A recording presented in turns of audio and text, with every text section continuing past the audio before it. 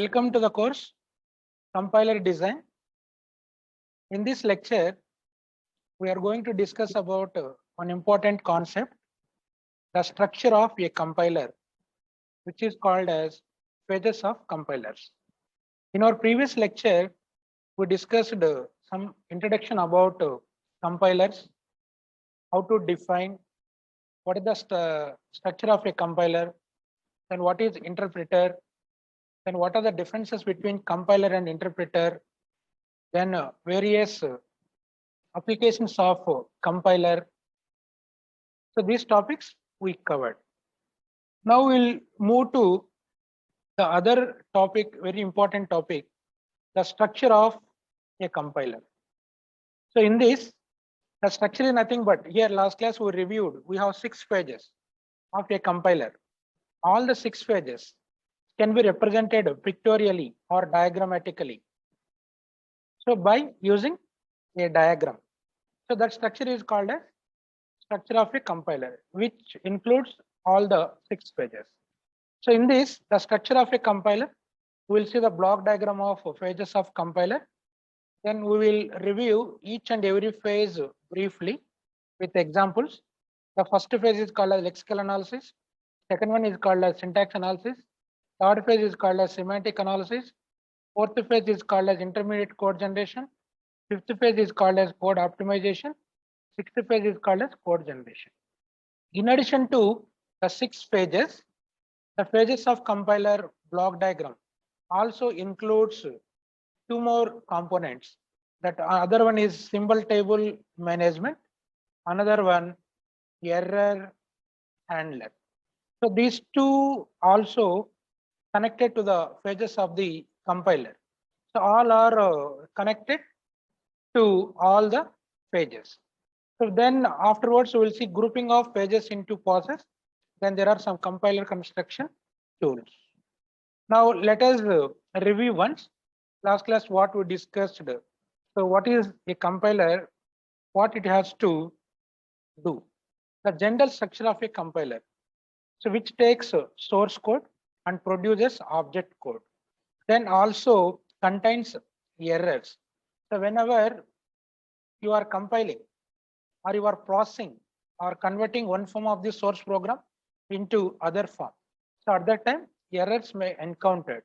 So how to handle those errors? By using these error messages. So these errors also connected to the compiler. So for a good compiler, or the qualities of a good compiler. So the compiler must generate correct code, then must recognize errors, then analysis and synthesis part. Last class we discussed front end and back end analysis phase and synthesis phase. Then more details about compiler structure. Now we will see the structure of a compiler. So before that, again here, conceptual structure with 2 major phases. So we can divide all the 6 phases into 2 groups. The first one is called as front end. The second one is called as back end. So front end consisting of the first 4 phases of the compiler, then back end consisting of the last 2 phases of the compiler. So front end takes input as the source code or source program, then produces output as the intermediate representation. Generally we will use IR. IR stands for intermediate representation. Then backend takes input as intermediate representation and produces our final target code. Now front end performs the analysis of the source language.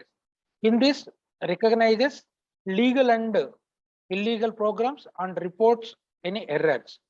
Then understands the input program and collect its semantics in an intermediate representation. And also produces intermediate representations and shapes the code for the backend. Then much can be automated in this front end. So this is the role of front end, that is analysis of the source language or source program. Whereas coming to backend, so backend does the target language synthesis, this one, which produces our target code. So here the roles of backend are, that is synthesis phase, uses instructions to implement each intermediate representation, then translates intermediate representation into target code, our actual decide target code, then needs to conform with the systems interfaces. Here automation has been less successful in this backend. So then coming to the time complexity of these two phases, front end and back end. Typically front end is big O of n, while back end is NP complete.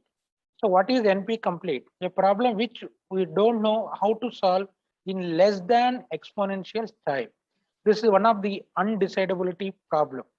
So finally, front end describes analysis of the source program, then back end does the synthesis of the target program.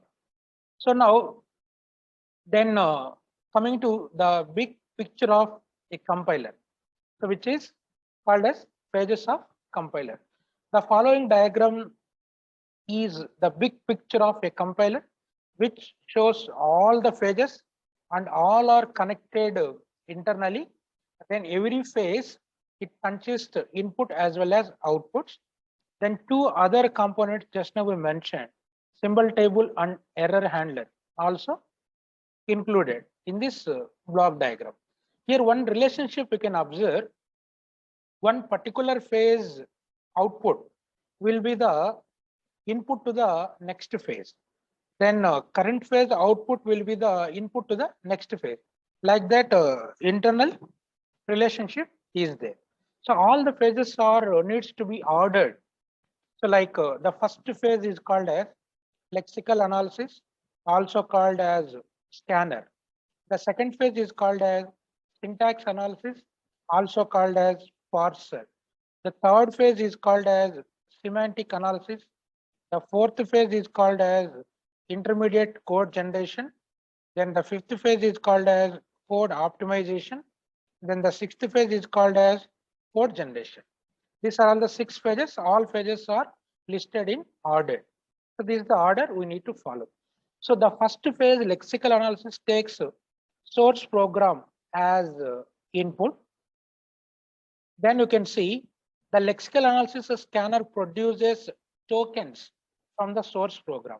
So what is a token? Sequence of grouping of characters like identifiers, constants, keywords, operators, etc. These are all called as tokens or token stream. Now see, token is the output of lexical analysis or scanner. Then this will be treated as input to the next phase, that is syntax analysis or parser. Now the parser or syntax analysis produces the output as abstract syntax tree in the form of hierarchical structure, like a tree structure. So tokens can be represented in the form of hierarchical, that is abstract syntax tree. So this tree is different from parse tree or derivation tree. We will see the differences also. Now this is the output of syntax analysis or parser. Now this will be considered as input to the semantic analysis. Then semantic analysis produces same as abstract syntax tree, but unnotated abstract syntax tree. What is annotation? So in abstract syntax tree, in any node, if it has not a meaningful form, that means any ambiguity is there, having more than one meaning. So at that time, we can provide meaningful form, that is by applying semantics, that is correct format. So that can be labeled, that is called as annotation. Same as abstract syntax tree, but with annotation wherever. So there is ambiguity for type conversions or type checking. So then the annotated abstract syntax tree will be treated as the input to the code generation, that is the fourth phase. Then the code intermediate code generator produces output as intermediate representation. The intermediate representation means some other form. So source code is converted in some other form, middle level it may be. So now this is the output of intermediate code generation. Now the next phase, fifth phase, is code optimization. Code optimization takes input as intermediate representation, which is output of intermediate code generation. Then the intermediate representation can be optimized or minimized wherever possibility. So the form of output of code optimization is same as intermediate representation, but with some optimized form. Then finally, the last phase is called as code generation. Code generation takes the input as optimized intermediate representation, which is output of code optimization.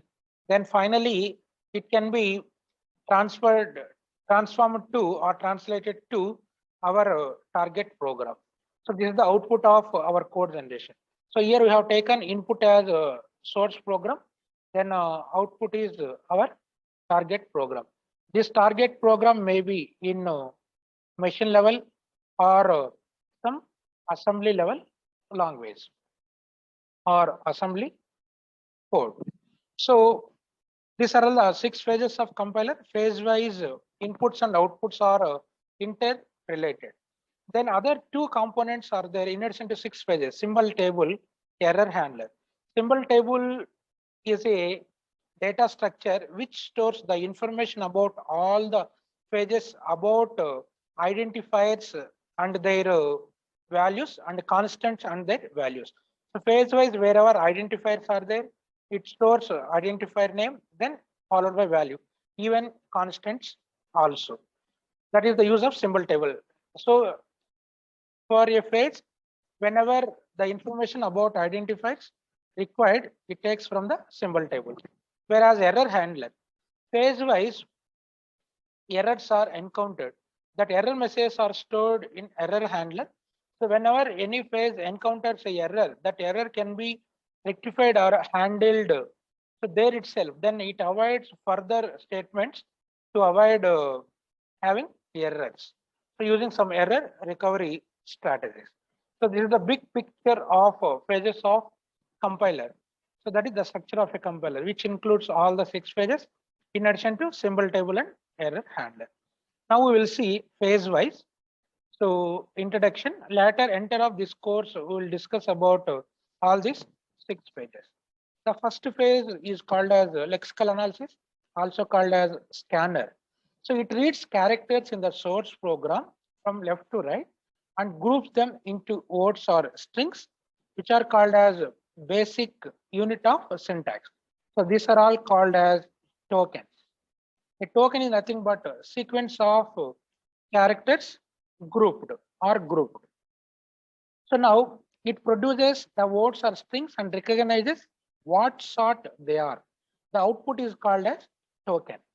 So now the token is denoted as a pair of the form, any one of the following 2 forms, that is within angular bracket, type, comma, lexeme. Lexeme is nothing but the given input original values is called as lexeme. Whereas type means that type means what type of token it is. It may be a identifier, it may be a character, it may be a keyword, it may be a constant, etc. Or same thing can be represented as token class followed by attribute. That means name of the attribute. For example, let us see our source string a equal to b plus c. This can be represented as in the form of token pair, that is type comma lexeme. So lexeme is nothing but the original value in the given source string, whereas type is nothing but what type of token name. Here ID is nothing but identifier. So a is a identifier, that is the type comma lexeme, its value is a. Then next what we have equal. Equal is the assignment operator. For operators directly you can represent. So now within angular brackets equal comma. Next one is right hand side what we have b. B is again another identifier. It is the type. Then the lexeme value is b. Then next one is what we have plus, that is addition operator. You can include operator directly. So here the type may be optional in case of operators. Now the lexeme is plus here. Then next identifier is C. So ID comma C. So this is the representation of token using this general form. So now here needs to record each ID attribute. For that we will use a symbol table. Keep a symbol table which is used to store the attribute values. The lexical analysis eliminates white space, tab, new line, etc. Here speed is very important. Use a specialized tool, for example, Flex. So Flex is nothing but actually this is lexical analyzer generator tool. We'll call it as Lex tool. So one of the tool related to Lex tool is Flex, which can be available as a inbuilt tool in Linux platforms. So Flex, a tool for generating scanners, that means lexical analysis, programs which recognizes lexical patterns in text. So in compiler design lab, we have one experiment on this lexical analyzer generator tool. So there we'll discuss about this Flex tool and practically you can demonstrate. So that's all about lexical analysis or scanner. The lexical analysis reads the input from left to right or scans, then produces into a tokens. A token is nothing but identifier, keyword, constant, operator, some symbols, etc. A token is represented as a pair which consisting of type, comma, lexeme or token class, comma, attribute. So now the coming to next phase, syntax analysis, also called as syntactic analysis or parser, which is second phase of compiler. So it imposes a hierarchical structure on the token stream, that is tree structure. This hierarchical structure is usually expressed by recursive rules. So here context-free grammar is used.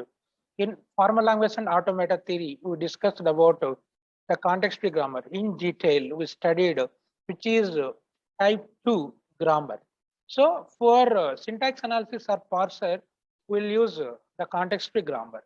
So that's why formal language and automata theory so is mainly used in compiler design, especially in compiler construction. First phase is lexical analysis. We will use finite automata and regular expressions, whereas syntax analysis or parser we will use context-free grammar. So context-free grammars formalize these recursive rules and guide syntax analysis. Let us consider one standard example grammar. This grammar is nothing but expression equal to expression plus term, then or expression minus term. So here this is algebraic expression grammar, here plus addition, arithmetic addition. This is arithmetic subtraction, expression minus term or term. Then second production, this is the first production. And second production, term equal to term into factor, which is a multiplication operation, or term by factor, that is division operator or factor. Then third production is factor equal to identifier or constant or expression within parentheses. In simple terms, this can be written as, the first production can be written as expression equal to E derives, expression plus term E plus T, or expression minus term E minus T, or term T.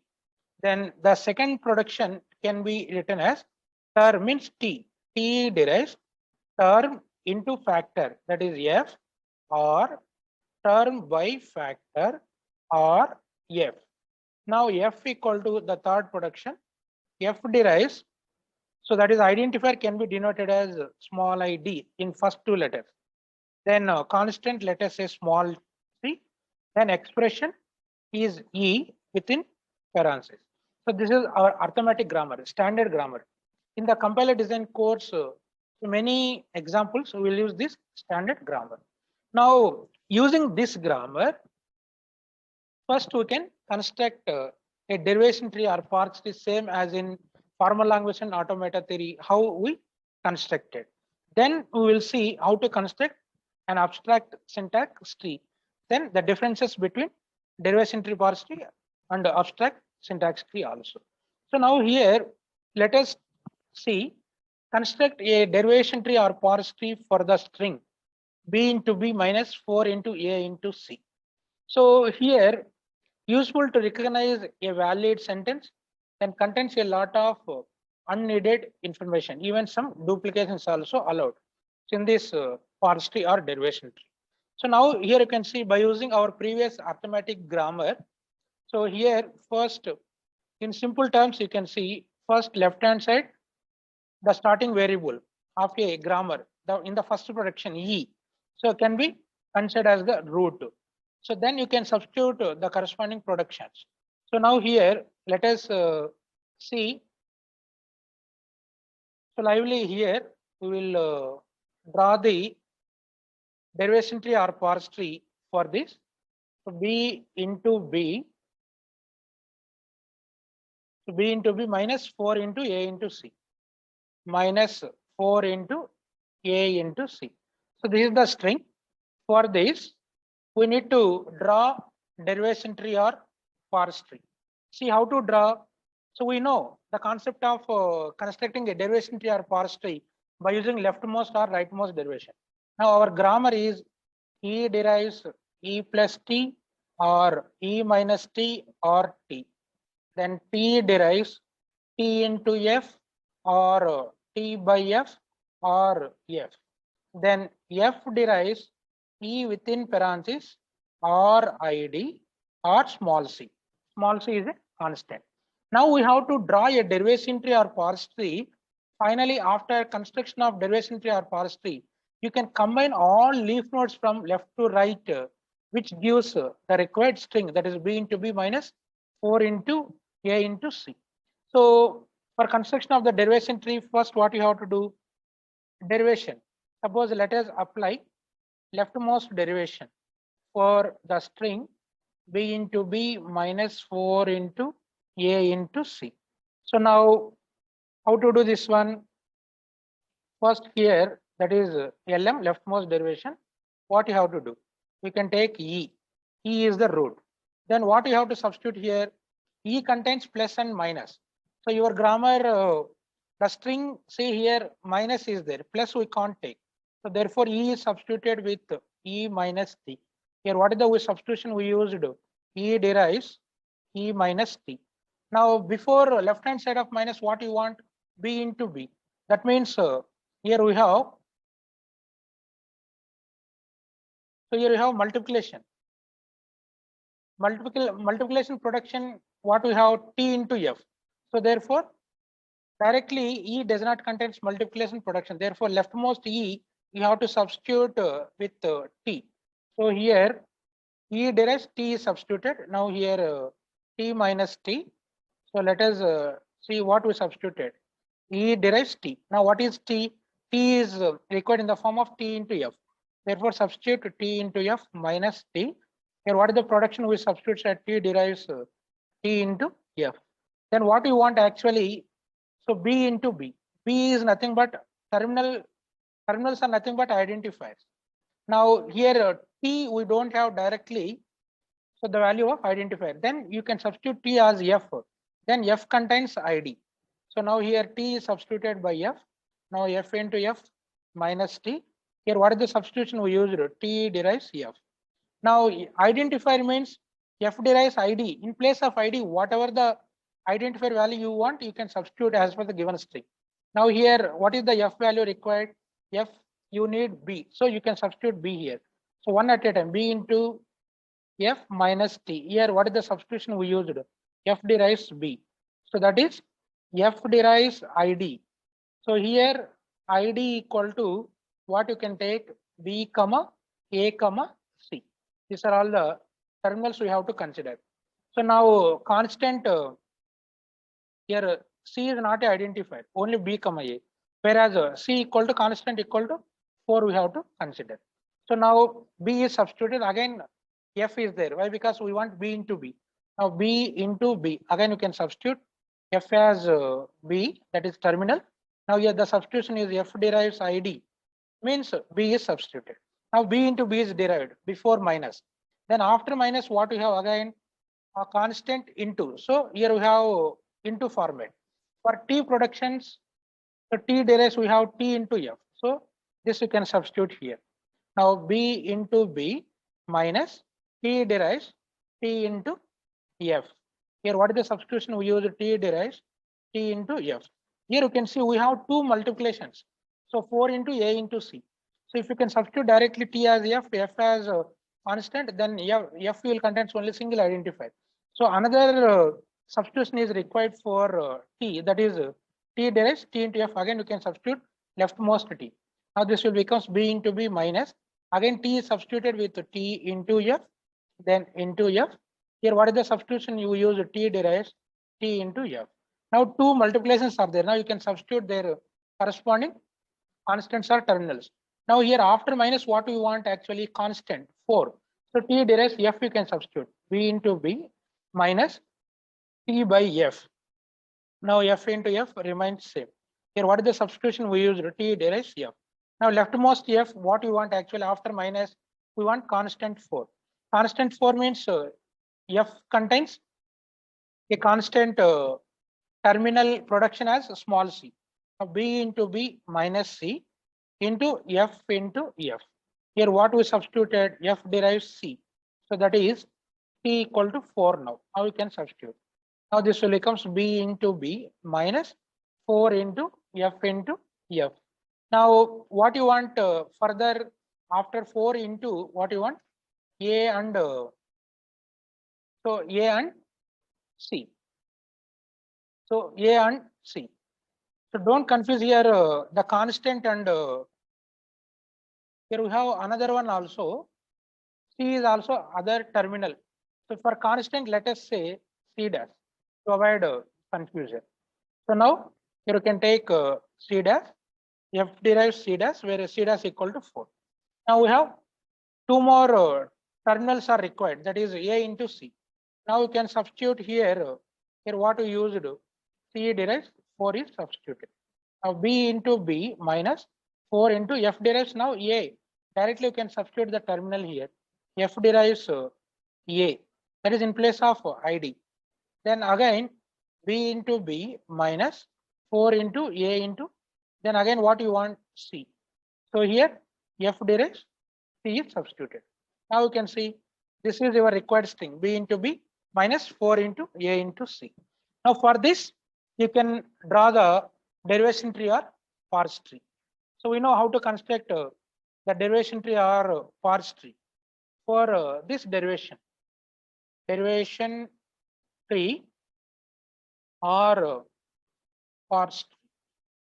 So here first what you have taken E as the root.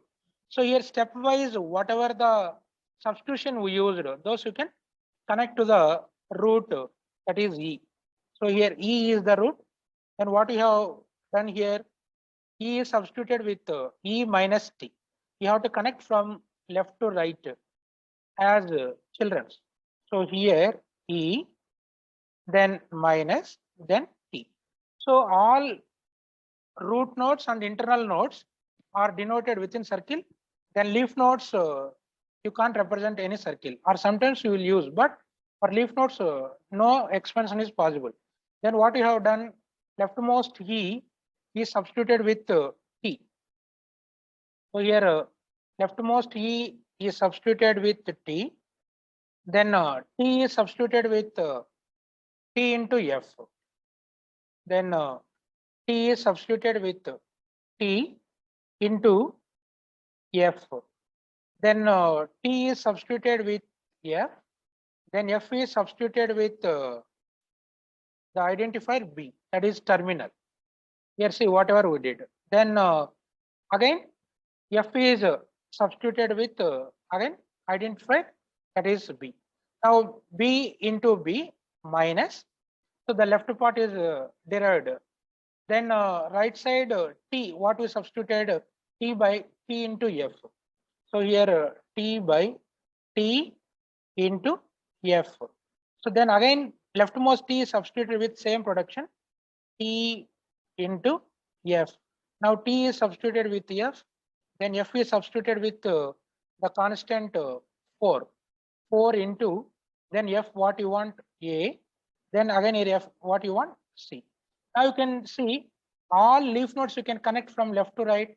What you will get here? First this one, B. Then this is second one, B into. Then this is third one, B in B. Then next one is minus. Again next one is 4. This one, next one is into. Next one is A. Then again into is the next leaf node. Then last one is C. So E is required string. E is required string. Now you can see this is the derivation tree or parse tree for the given grammar for the given string. So same what we discussed in formal language and automata theory, the concept of derivation tree or parse tree in context-free grammar. Same we'll use here. So now whatever I explained, same thing drawn here. Now you can see here our target is construction of abstract syntax tree. So The difference between derivation tree, parse tree, and abstract syntax tree. For a derivation tree or parse tree compulsory, a grammar and string is required, whereas abstract syntax tree is more useful data structure for internal representation. It is a compressed version of the parse tree, that is summary of grammatical structure without details about its derivation. So here it won't use derivation and grammar. It is simply summarized form of parse tree or derivation tree. Now for the same string, here you can see how to construct its abstract syntax tree. So here the rules for construction of abstract syntax tree. So the root and all internal nodes are labeled with operators. Now you can see this is the root node. Now this is internal node. This is also internal node. This is also internal node. So all internal nodes and root node are operators in the given string. Operators. So here the operators are into, minus. So combination of these. Then all leaf nodes. Here you can see these are all leaf nodes. What leaf nodes contains? Leaf nodes contains only operands between the operators. Here, what are the operands? Leaf nodes contains operands. In this grammar, the operands are B, including constant also, 4, A, C. These are all the operands. These are all the rules for construction of abstract syntax tree. So here grammar is not required. So the root and all internal nodes are labeled with operators. Then all leaf nodes are labeled with operands in the given expression. So now, which one needs to be considered as the root? By seeing the hierarchical of the operators, so that you can consider. Let us see here, minus, if you can consider the root, left hand side it has some part, right hand side it has some parts with operators, other operators. So minus can be designated as the root. Left side, now what it contains? B into B. So again, in between into is there. So this operator can be designated as the root. Then for the operator, left side it has B, right side it has another B, connected as children's, so which are called as leaf nodes. So those are all called as identifiers as for the token representation. Type comma lexeme. So ID comma B. Similarly, right hand side ID comma B. Now right hand side of minus, again we have two multiplication operators. Any one you can consider. So generally we'll consider the last one into is one root. The right side we have the identifier C. Then left side again we have another multiplication operator. Take into as the internal node, which is root node. Then left hand side of this one 4, right hand side of this one is A. So 4 is the constant. You can represent a constant comma 4. Then A is the identifier ID comma A. So this is called as abstract syntax tree or syntax tree for the given string. Here the grammar is not required here. That is the major difference between parse tree and derivation tree or this abstract syntax tree. So this abstract syntax tree are one of the form of intermediate representation. That is intermediate code generation. That is the fourth phase. So then coming to the third phase, semantic analysis, also called as context handling. So it collects, context means semantic information, and checks for semantic errors and annotates nodes for the tree with the results. So wherever ambiguity, type checking is not followed, so then it provides the meaningful form by adding semantics with annotations, means label. For example, type checking report error if an operator is applied to an incompatible operand. Then it checks flow of controls. Then uniqueness or name related checks are followed. The output of semantic analysis is annotated abstract syntax tree. For example, here you can observe. So in this, here we have the constant is there. Suppose if you want to define the type of the constant whether it is conversion of int to real something. So here you can represent so int to real. So in bracket, then you can mention it this as 4.0. So this is the semantic or type checking. This is called as annotation. Provides meaningful form. So that is the output of semantic analysis, which is same as syntax analysis only, but annotations are added by applying type checking. Then coming to fourth phase, which is called as intermediate code generation. It translates language specific constructs in the abstract syntax tree into more general constructs. A criterion for the level of generality, it should be straightforward to generate the target code from the intermediate representation chosen. So one of the example of intermediate representation, which is called as 3-address code. So the 3-address code, the general form is A equal to B operator C. So here OP is the operator, A, B, C are the operands. For the operand B for one address, then for operand C another address, then for the result A another address. So 3 addresses are required. That's why it is called as 3-address code. So this is the general form of 3-address code. So during intermediate code generation, we'll discuss in detail. Then that operator, maybe we have A equal to OPB. So here this is called as unary operator. So here this is called as binary operator. So binary operator means 2 operands are included, whereas unary operator means only one operand is included. That operator should be prefixed to that operand. So any one of these 2 forms so are called as 3-address code forms. For example, here the string what we consider B into B minus 4 into A into C. So can be translated into 3-address code. First, we assumed the constant 4 that can be stored in the temporary variable. So here temp equal to 4. So this is nothing but 4 here that can be stored in temporary. So then that can be multiplied with a constant with an identifier A. So that is temp1. Temp1 means 4 into A. So this is nothing but 4 into A that can be stored in temp2. Again, 4 into A can be multiplied with C, another identifier.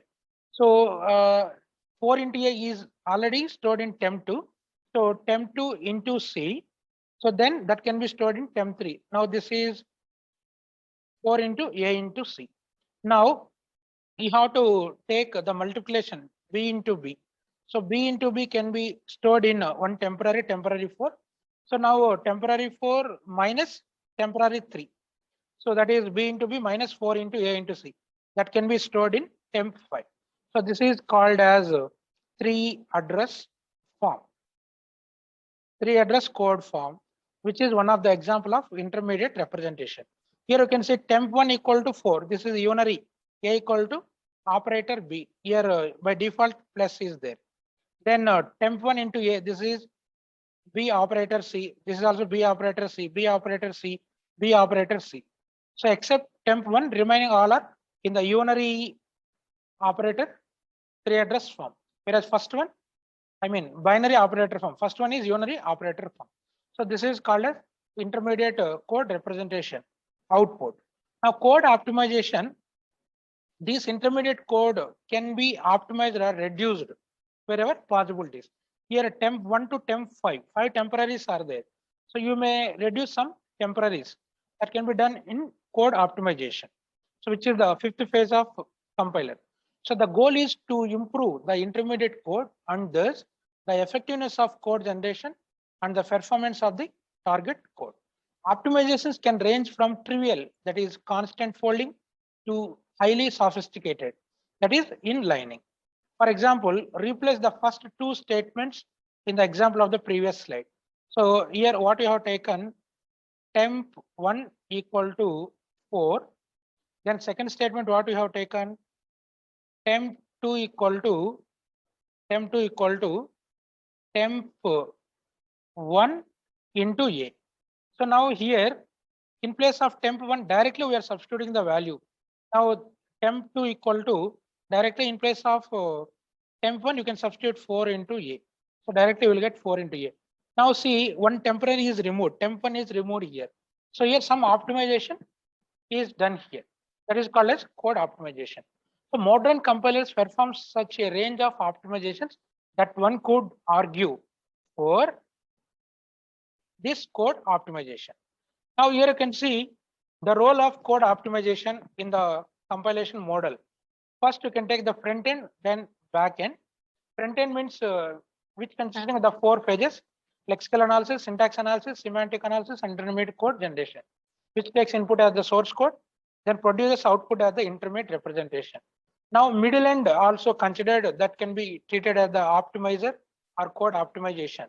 So now the intermediate code is optimized and produces same intermediate code with optimized code. So again in the form of intermediate representation only.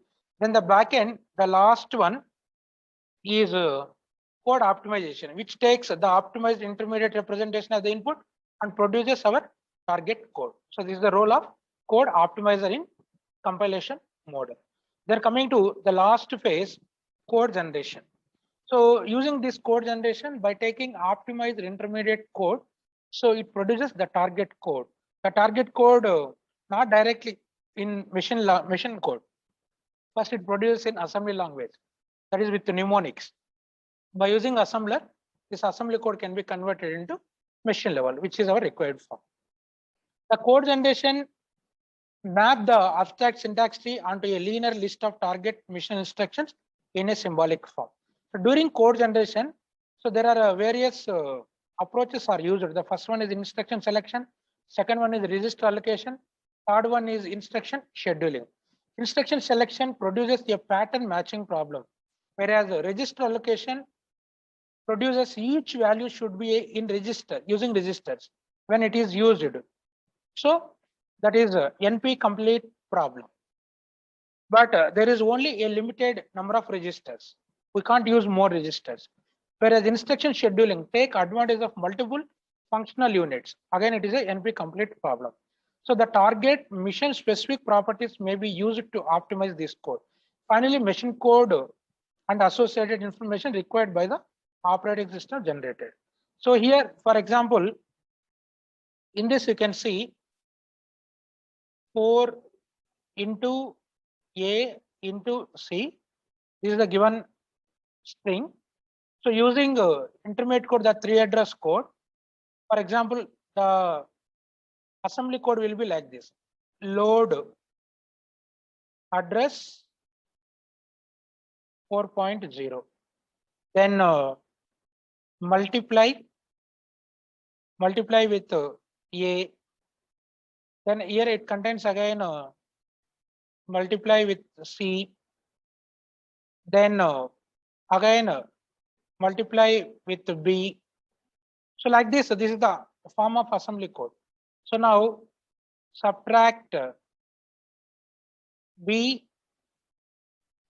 comma, let us say temp1, then store the result in temp5, something like. So this is the assembly language actually. Assembly language code. So by using assembler,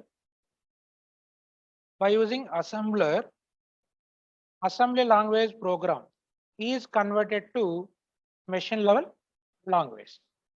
So code generation produces assembly code. Directly it won't produce machine language. Then that assembly code is converted into machine level language using assembler. So during code generation, we will discuss about all these. So this is the code generation phase. They're coming to symbol table. I already explained. Again, you can review.